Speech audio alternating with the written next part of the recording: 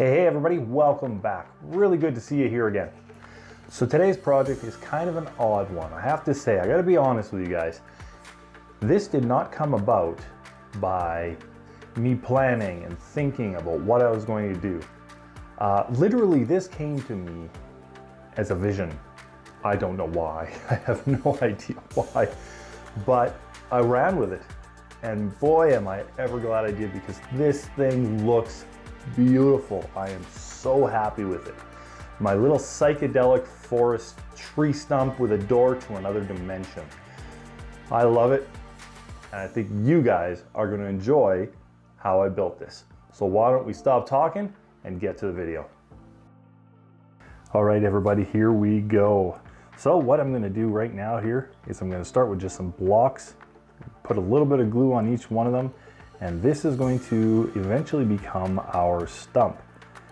Now, I didn't quite know how to make the stump at the beginning. A couple of ideas went through my head and really sounded like a lot of work. So what I did was I kind of thought, you know what, let's just use the hot wire cutter and put it on an angle. Put that wire on an angle and cut it almost like a cone without a tip. And so that's exactly what I did. So after gluing these, I just set up the fence on the hot wire cutter and then let the hot wire do the work. And this turned out pretty good. I'm really happy with this hot wire cutter. It was actually a pretty good deal, it's pretty cheap. And this thing has done everything I've ever wanted it to do. So I'm actually really happy with this one. You know, it just goes to show that you don't need, you know, super expensive items to get the same sort of quality of work, the same interesting things that you can do with others. So I'm actually pretty happy with that. So anyway, this is where it came apart, I guess you could say, all those pieces. And there it is. That is the cone shape that we're going to use to build the stump. And now all of these side pieces, actually these are some extra pieces that I had laying around. I thought, you know, I'm going to use these for the roots that come up the tree and then eventually go into the earth. So I grabbed my handy blade and I started cutting. And it was a little bit tough in places. Didn't really realize what was coming up next. And that was my wife visiting me and saying, why don't you use your hot wire cutter that you have? So that was a misfire, I'll tell you that anyway. So I grabbed the hot wire cutter, totally forgot about it, and man, this is the first time I actually used this, and it really worked well. Like way, way better than the knife. So if you have a chance to grab one of these, I tell you, these are really good. These are really, really exceptional pieces of equipment that help you get the desired effect on the foam. So as you can see, pulling larger piece of foam through there, getting it jagged, which is exactly what I wanted. Man, that thing cut just like butter. Hot knife through butter. So there's all the pieces that we have. They look pretty rough, they look pretty ugly, to be honest, but that's okay because this is going to come together pretty cool. So now I'm just going to start distressing this cone. I'm going to cut off a chunk to kind of make it look like it was sawn through this tree and a portion of it stayed on the stump. I'm going to rough it up in areas, use my tweezers to pull, to rip and pull that foam out of there. It does an exceptional job, those tweezers, when you want to try to do something like that. And then just making some cuts in that piece of foam. And there it is, pretty much distressed how I wanted it.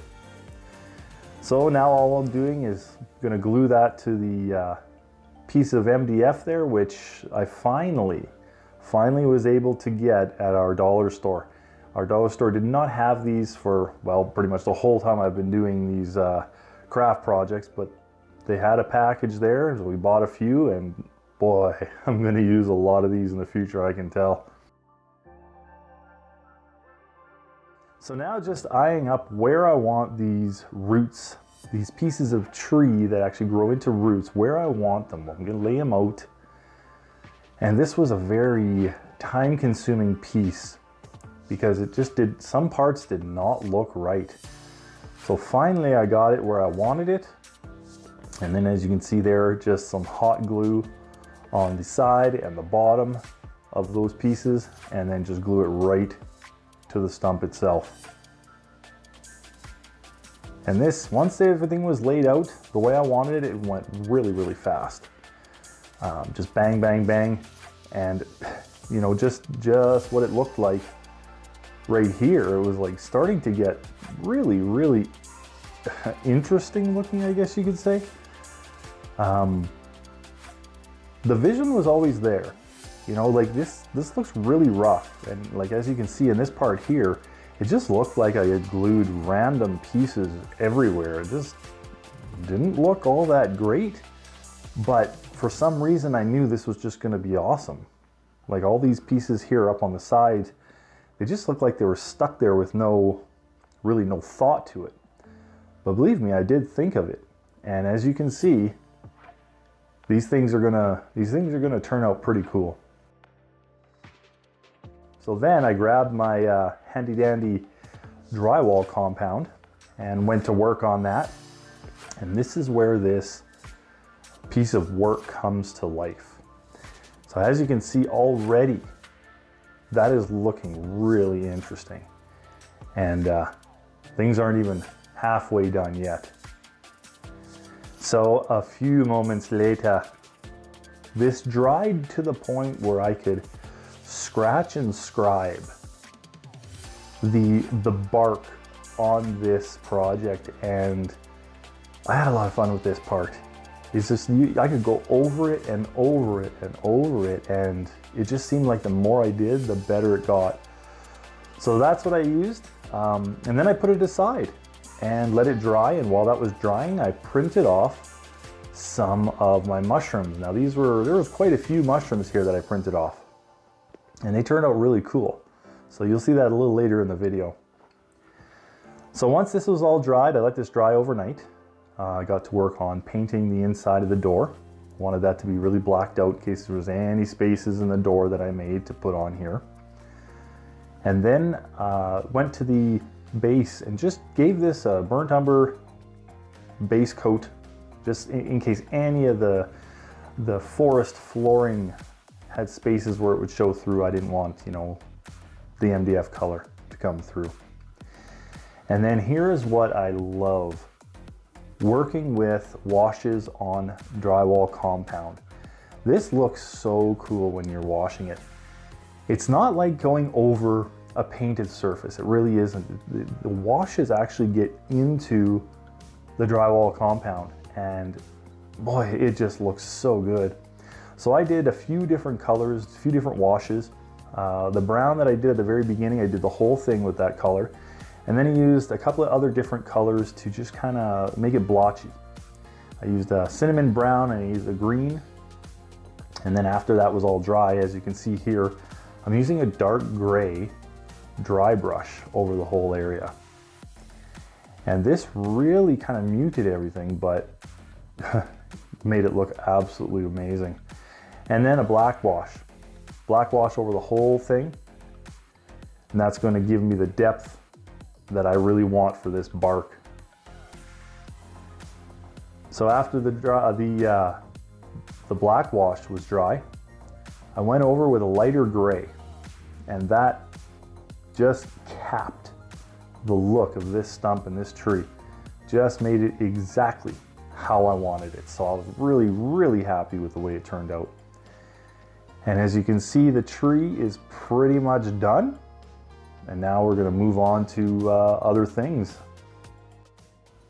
And here we're just going to use some PVA glue and some homemade flocking I made out of sawdust. This is going to be the base layer. And I'm going to add a bunch more different layers on top of this just to give it depth, literal depth, and color variation. So I did the whole layer with that flocking, and then I went on and did other levels as well. So here you can see I'm adding moss to the tree. I added quite a bit of this. This is all stuff from the dollar store, so you know, like this stuff is awesome, especially for ground cover.